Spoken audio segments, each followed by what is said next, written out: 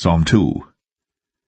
Why do the heathen rage, and the people imagine a vain thing? The kings of the earth set themselves, and the rulers take counsel together against the Lord and against his anointed, saying, Let us break their bands asunder, and cast away their cords from us. He that sitteth in the heaven shall laugh. The Lord shall have them in derision. Then shall he speak unto them in his wrath, and vex them in his sore displeasure. Yet have I set my king upon my holy hill of Zion. I will declare the decree. The Lord hath said unto me, Thou art my son. This day have I begotten thee. Ask of me, and I shall give thee the heathen for thine inheritance, and the uttermost parts of the earth for thy possession. Thou shalt break them with a rod of iron. Thou shalt dash them in pieces, like a potter's vessel. Be wise now, therefore, O ye kings. Be instructed, ye judges of the earth. Serve the Lord with fear, and rejoice with trembling. Kiss the Son, lest he be angry, and ye perish from the way, when his wrath is kindled but a little. Blessed are all they that put their trust in him. Guys, before we start this, let's go ahead and pray. Lord, thank you for waking us up this morning, Lord. Thank you for breathing air into our lungs. Thank you for the mobility. Thank you for hearing, seeing, speaking, touching, all the senses that we take for granted. Thank you, Lord, for allowing us to see another day, another rising, making it through the night, making it through the day, because some people don't make it through the day to see the night. Some people don't make it through the night to see the day. Thank you, Lord, for everything that you've done for us, everything you provided for us, shelter, clothes, food, just the minor things that we walk around frivolously using, Lord. Thank you for everything that you've done. Thank you for your mercy and grace, Lord, for you do not have to do this for us, but you choose to do this for us. This is not a must that you must do for us. This is something that you want to do for us, Lord. Thank you. Thank you for everything, Lord. We can't thank you enough because you are our Savior, Lord. In your precious name, amen. Okay. Now, as we get started, right, I just want y'all to hear him speak again, because I don't think when you hear this one time, you grasp the concept. So I always gotta, you know how they say, hey, DJ, play that back. Yeah, we gotta play that back one more time so y'all can actually grasp the concept of what he's saying. This is a warning. This is a warning, and you don't get too you get signs. Don't get twisted. You get signs. He will give you signs and stuff like that. But this is a verbal warning from him. He's a verbal warning, letting you know, look, hey, bruh, you better get it together. But let's go ahead and let old boy say this one more time so that we can read along, understand, and then I can go ahead and give my breakdown, my thoughts and opinions on what we're reading. Psalm 2. Why do the heathen rage, and the people imagine a vain thing? The kings of the earth set themselves, and the rulers take counsel together against the Lord and against his anointed, saying, Let us break their bands asunder, and cast away their cords from us. He that sitteth in the heaven shall laugh. The Lord shall have them in derision. Then shall he speak unto them in his wrath, and vex them in his sore displeasure. Yet have I set my king upon my holy hill of Zion. I will declare the decree. The Lord hath said unto me, Thou art my son. This day have I begotten thee. Ask of me, and I shall give thee the heathen for thine inheritance, and the uttermost parts of the earth for thy possession. Thou shalt break them with a rod of iron. Thou shalt dash them in pieces, like a potter's vessel. Be wise now, therefore, O ye kings. Be instructed, ye judges of the earth.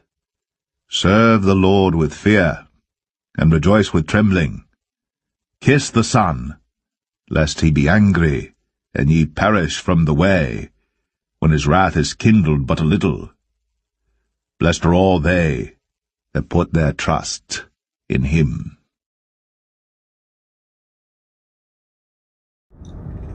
Now, before we get started, this will be a two-part. This will be a two-part because the passage is so long. I have to break it down in two parts because I can't give y'all the full thing, because we all know how short the attention span of people is nowadays. So, y'all got ADHD out here. Y'all can't sit down and just listen. Just shut up and listen. Y'all tend to want to do other things. So this will be a two-part, but we're going to cover verse 1 through 7 because that's what's on the screen right here. We're going to cover verses 1 through 7, and then on the second part I will cover 7 through the rest of them. I can't remember where it ends at. I want to say 7 through 10, but it might be longer than that. So I don't want to give the wrong information.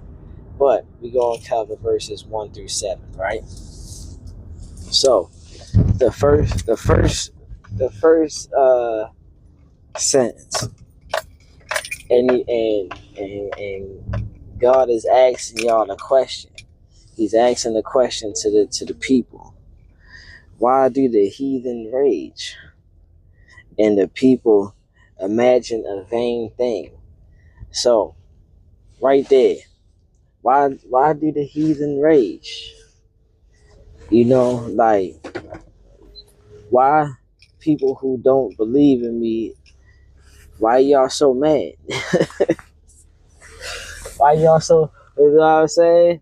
You know what I'm saying? Like, why you so mad? You don't believe in me, so you should be so angry. You should, what am I doing to you? What am I doing to you that makes you so mad? Like, why you mad at me? That's a good question. That's a very good question. And then what's even a better question is that he follows up. He follows up at the asks why is the heathen so why do the heathen rage? He follows up, and the people imagine a vain thing. Like y'all act like I'm just some type of mystical being, or I'm some type of fairy tale, or I'm some type of bedtime story, you know what I'm saying, to help you sleep at night or something. Like you throwing all this smut on my name, like as the kids like to say, you throwing all this smut on my name, and downplaying who I am. Why are you so mad? Like, shouldn't you be happy? Why you angry? But it shows in the text, they not happy because they don't know the powers of God. They don't know the powers of the Lord and what he does for you. So this is why he's asking this question in the beginning, like that. And then this one gonna be deep, right? This is a deep one right here. And then he goes on and says, the kings of the earth set themselves, and the rulers take counsel together against the Lord and against his anointed saint. You see what I'm saying?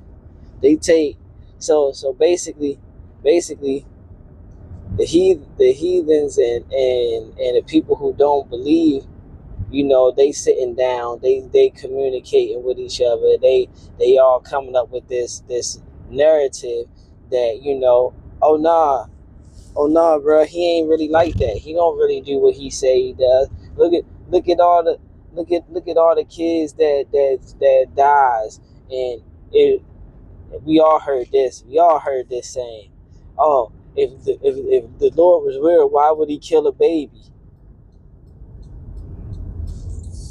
You see what I'm saying? If the Lord was real, why would He kill a baby? But we don't never know why He took that child. But I do know one thing: when David had sent that man out there on the front line just so he could take his girl, you know what I'm saying? The Lord told him, like, hey, bruh, you gonna have to pay for that, because that was ungodly. Like, that was in your own desire, your own lust. So yeah, you gonna have to pay for that. And how you gonna pay for it is that I'm gonna take your son. So you gonna be able to see the baby come out, but you ain't gonna be able to enjoy that baby. That baby ain't gonna live. And he took that baby from him. Just to give you a breakdown on why, possibly why the Lord would, not even possibly, because it says in the text, why the Lord would take a baby. So we can't question that. It may be a reason why. We never know what the reason may be, and why the Lord would take a child like that, but He does. I mean, and to say these type things, it's like kind of like a slap in His face, for real. It's like a slap in His face. I'm pretty sure he didn't want to do that, but it was a teacher lesson. Yeah, I don't think y'all understand. He's your father first. He's not your friend first, not your buddy first. He's your father first, which means, you get disciplined. You get DP'd, as y'all like to say. You get disciplined. And within that discipline, yeah, it might not be, like, how can I say it? Because DPs is bad either way, but it could be a harsher DP disciplinary check than you may think. Your actions come with reactions. So that's just what it is. And there's people out here who really believe and really talk to other people like, yeah, I don't believe in church, and I don't believe in God, and I don't believe in this, and really have people actually agreeing with them and believing in them. And this is what it's saying right here.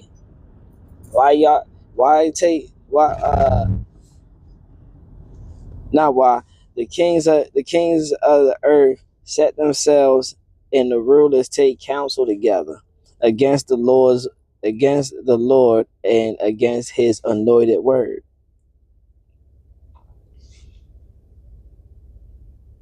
And then on top of that, as he's saying that, let us break their bands asunder, and cast away the cords of us. Cast their cords from us. Which is like just dismissing God and everything that He can do. All His powers, all the strength that we ask for. Lord, give me strength.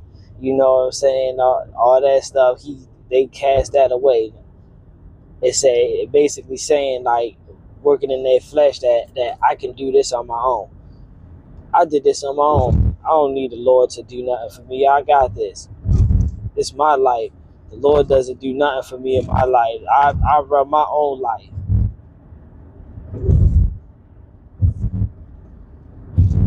Who is the Lord to tell me what to do? Basically, why should I call on the Lord when the Lord hasn't answered none of my prayers and none of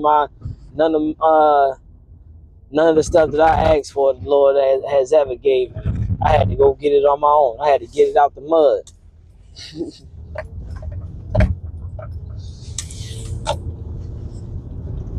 You see what I'm saying? So you just dismissing that. You don't even want to even accept the fact that, the only reason why you're here and able to think like this and able to breathe this air, touch the floor, touch the ground, see, hear, and all that stuff is due to the power of Him. It's the only reason why. And the crazy part is he going all y'all people who want to think like the Lord is just a game and the Lord is just some fairy tale or bedtime story, or he just some mystical creature that pops up every third red moon and whatever the heck. He only comes out when it's an eclipse on the fourth summer solstice and all this dumb stuff. Okay, well, he got something for y'all.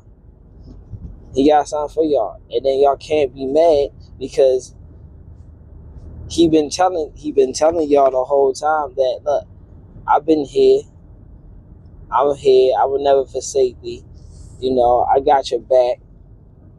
But you don't follow, you don't listen to me, or have obedience enough just to sit down and and try to talk to me.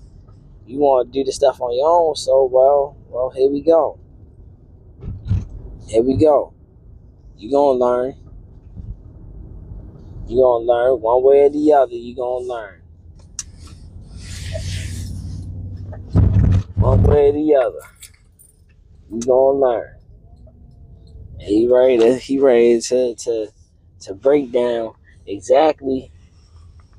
He ready to break down exactly what it is that's gonna happen to you in this chapter. He gonna break down exactly what's gonna happen to you, and basically, like I said, basically it's like a warning. It's like a warning. It's a warning call. All right, you want to keep doing stuff on your own, huh? All right, you want to keep looking at me as some imaginary creature or some crazy stuff. Okay, cool. Well, just let me know what's going to happen to you. Now,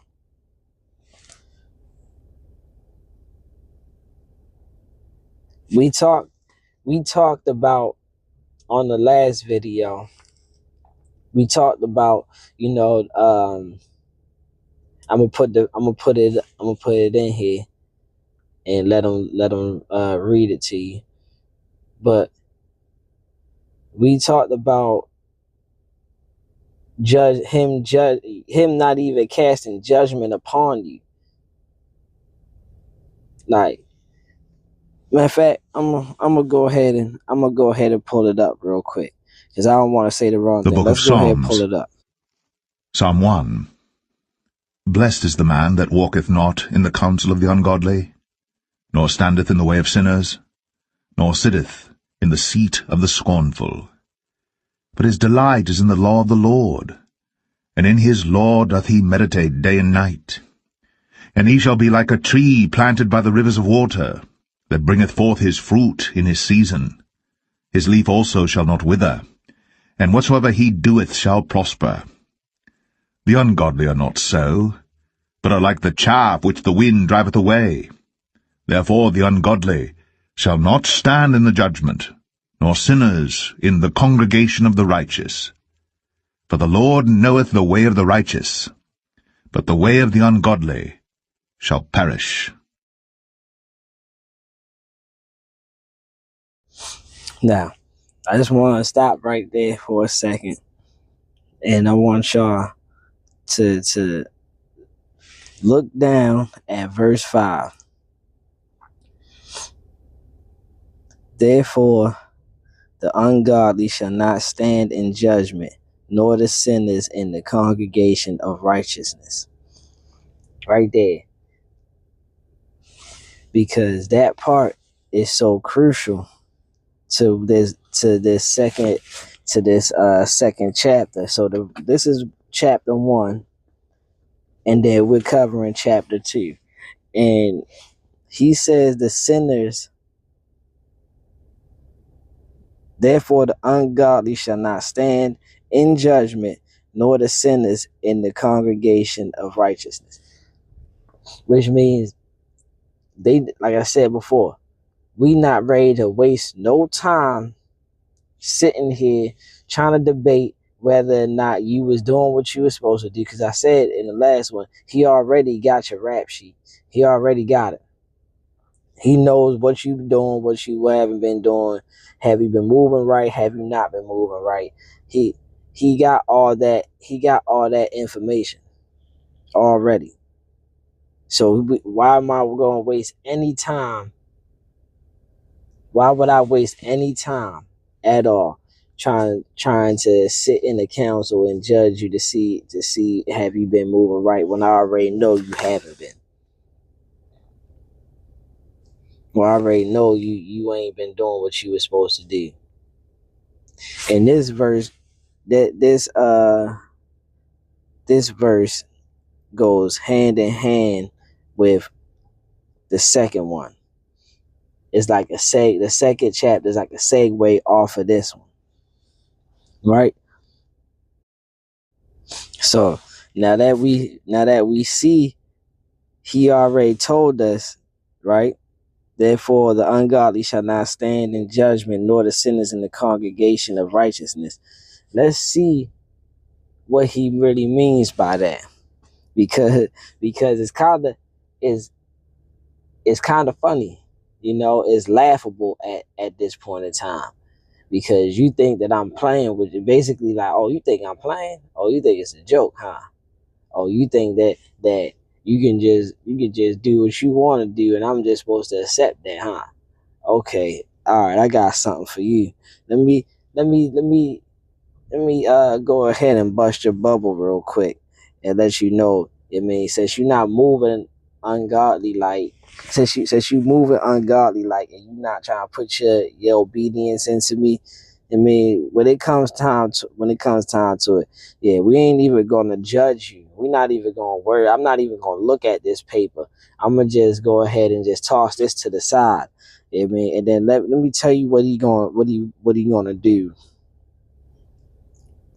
We was on verse 4. No, we was on verse 3.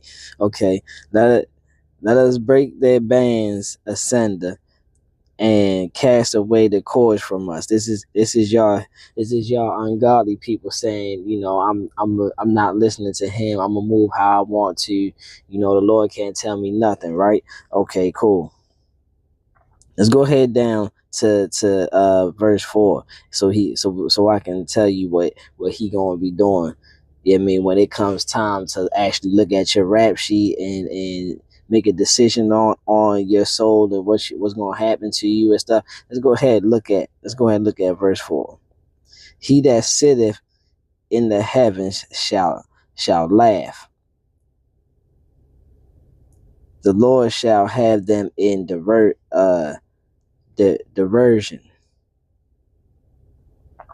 That means, like I said, when it comes down to casting judgment and stuff with the council, they're gonna be laughing at you.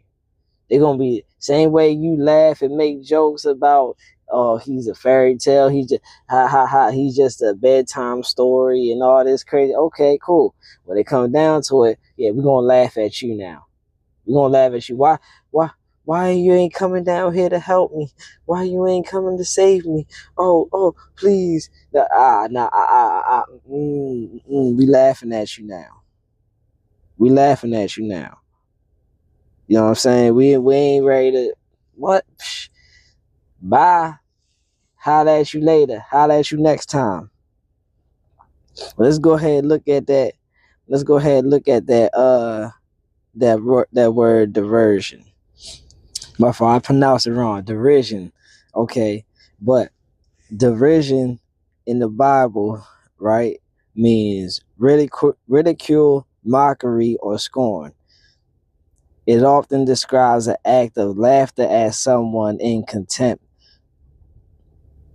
or the state of being an object of scornful laughter, right? So basically, when you down there and you over there like, Lord, come get me, Lord, please help your boy out. Why it's so hot down here? Why can't I come up there with you, Lord?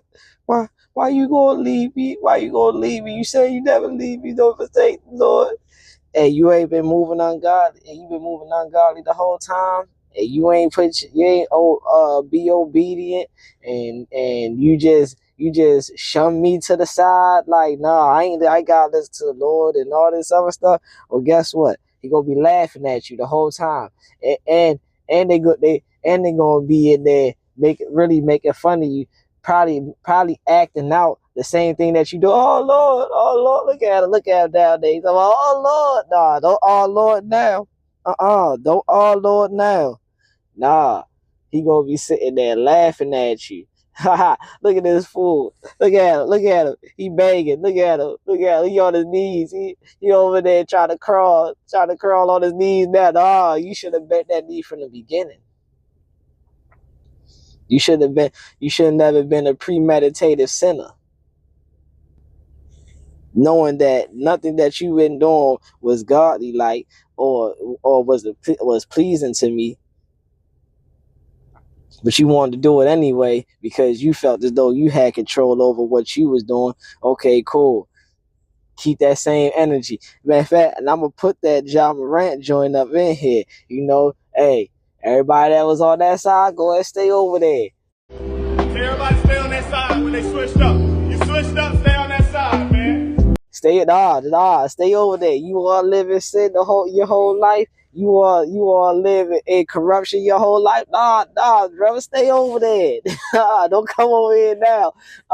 We not rocking with you. Sorry. It said, and don't be mad at me. Don't make it seem like I'm just making this up. Let me go back to verse 1. Because I feel like y'all making it seem like I'm making this up. But it says it right there. Let's go back to verse 1 real quick. Chapter 1, verse 5. Therefore the ungodly shall not stand in judgment, nor the sinners in congregation of righteousness. He's telling y'all we ain't even gonna debate on y'all. Now let's fast forward to chapter 2, verse 4. He that sitteth in the heavens shall laugh, and the Lord shall have them in derision. Which means we not ready to debate on you, bruh.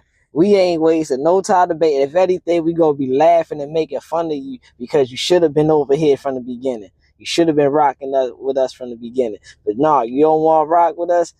Shame on you. It's all good. We'll just make a laughing stock of you. We're gonna set an example on you. Basically is what he's saying. Basically what he's saying. We gonna make a laughing stock out of you. We ain't ready to waste no time putting you in no congregation. We ain't ready to waste no time debating on your life. We ain't ready to waste no time doing none of that stuff. Only thing we ready to do is laugh and joke and have a party that your dumb self was too stupid enough to even come join us in righteousness. That you were so fixated on living in the flesh, living in sin, living corrupt, living ungodly, like that you would even dismiss me from your life when I was the only one that could show you the way of righteousness and bring you up here with me. But now that you down there and you hot and your feet burning and you ain't got no water to drink, none of that stuff. Yeah, now you want to call on me. Like, come on, please come get me. Oh Lord, please help your boy out this one last time. One last time? Oh nah, nah, dog. It's over. And to go further, bro, we gonna laugh at you, bro. We gonna laugh at you, bro. Yeah, we ain't even gonna pay that no mind, bro. That's we gonna make a comedy skit out of you. Ooh wee, ooh wee, ooh wee, ooh wee. That's cold. Now that's now. Dave Chappelle saying, "Ooh, cold blooded." Hey, there you go. Yeah, that's cold blooded, bro. Jeez. So I'm glad I be doing research because when we get to this joint, y'all be thinking I just be playing and I just be saying certain things like, oh no, he don't. That's not what it's, bro. Okay, so this is an example of how God laughs at you right here, and I found this in another verse because I was going through some research and now looking at things, but I came across Psalms 37, and in chapter 37 he talks about how the Lord laughs at y'all wicked sinners and premeditated sinners and y'all heathens. He laughs at y'all. Listen, look at what it says. The wicked plotted against the just and garnished upon him with his teeth. The Lord shall laugh at him, for he seeth the day is coming. So basically, like I said, he sees your demise already coming. There's nothing he don't know. There's nothing like he watches. He knows exactly when you're gonna fail, when you're gonna, kick that bucket, or he knows all of that stuff. So he shall laugh at him, for he seeth the day is coming. Like he see, like, oh yeah, I know exactly. Look, man, I ain't got to worry about you. He doing all this right now, but yeah, his day gonna be here shortly. I can see it. It's already ready to come up. That's crazy. And this is the Psalms 37, verses 12 and 13. So we in Psalms chapter 2. So it just lets me know that what I'm saying is not false. It's actually accurate. And it's not like he's laughing as a joyful laugh. It's like a sarcastic laugh. Really? Okay, dog. Okay, don't worry. Your day coming. I ain't even got a trip. Crazy. But let's go ahead and get back into these chapters, though. I had to put this in there so y'all can understand what I'm talking about. But yeah, let's go back to what I was ready to just say just a few seconds ago. But it don't just stop there, though. It keeps going. It keeps going. So after verse 4, he that sitteth in the heavens shall laugh, and the Lord shall have them in diversion. Verse 5, then shall he speak unto them his wrath, and vex them in his sore displeasure, which means not only are they gonna be laughing at you and making a mockery of you, he's then gonna come down and tell you why you was cutting up and where you cut up at, just to give you a better, so as kids, right? As kids, you get your tail whooped for doing something bad, right? And then you in there, you in the room crying and whimpering and stuff like that. And then your parents come in there and they explain to you why you got your tail whooped. It's not just to throw salt in the wounds or nothing like that. but it's to get you to better understand why you're facing this punishment. Yeah, that he's going to come down to you and tell you why you're facing this punishment. Oh, that's crazy. That's crazy. After they beat you down, laughed at you, made a mockery of you, he's then going to come down and speak his wrath to you. I mean, how he, you know, you wasn't pleasing to him, and your actions is what caused this, and why your actions caused this, and he's gonna explain to you the displeasure that you gave unto him, and the reason why you're going through the stuff that you're going through. Jeez, man, bruh. Man, that's cold. You begging and pleading down there for him to come holler at you, and then when he finally get down there, you think you done got some mercy upon you, and he gonna be like, "Oh no, I ain't coming down here to get you, bro. Oh no, I was just coming down here to let you know, like, this the reason why you down here. Yeah, I gotta go back to get the righteous ones. I gotta go back get the blessed ones. But you stay up, all right? I'm gonna holler at you later." Yo, ooh-wee, ooh-wee. And I'm telling you, bro. This is cold, bro. This a cold verse right here, bro. This is a cold verse right here, bro. Bro said he said, "He that sitteth in the heavens shall laugh. The Lord shall have them in derision. Then shall he speak unto them his wrath, and vex them in his sore displeasure." Man, say.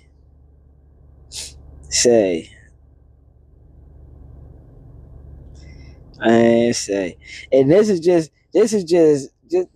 one of the ones. See, I was up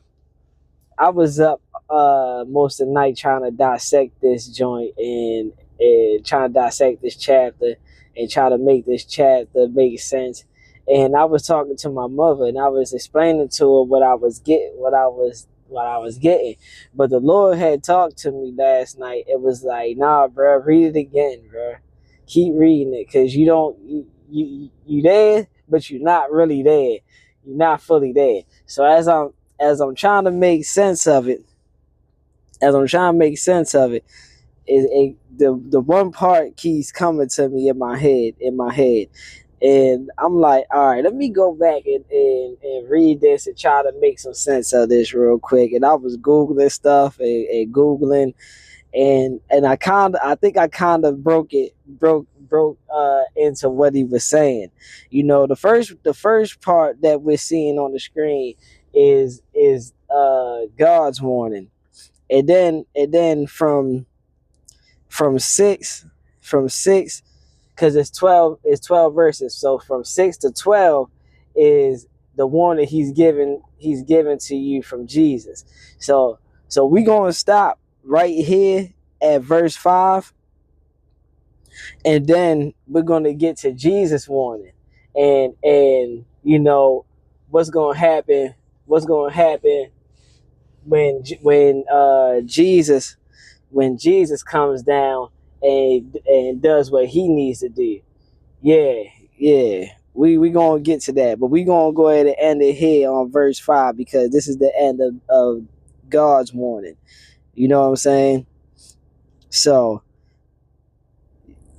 wait till you hear what Jesus got going on. I'm gonna go ahead and end it and let this guy talk to you one more time. Psalm 2. Why do the heathen rage, and the people imagine a vain thing? The kings of the earth set themselves, and the rulers take counsel together against the Lord and against his anointed, saying, Let us break their bands asunder, and cast away their cords from us. He that sitteth in the heavens shall laugh. The Lord shall have them in derision. Then shall he speak unto them in his wrath, and vex them in his sore displeasure.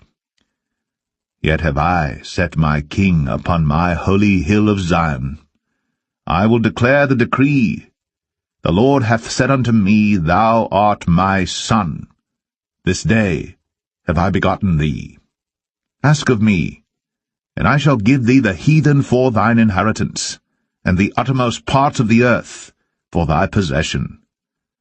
Thou shalt break them with a rod of iron. Thou shalt dash them in pieces, like a potter's vessel. Be wise now, therefore, O ye kings. Be instructed, ye judges of the earth. Serve the Lord with fear, and rejoice with trembling. Kiss the Son, lest he be angry, and ye perish from the way, when his wrath is kindled but a little. Blessed are all they that put their trust in him.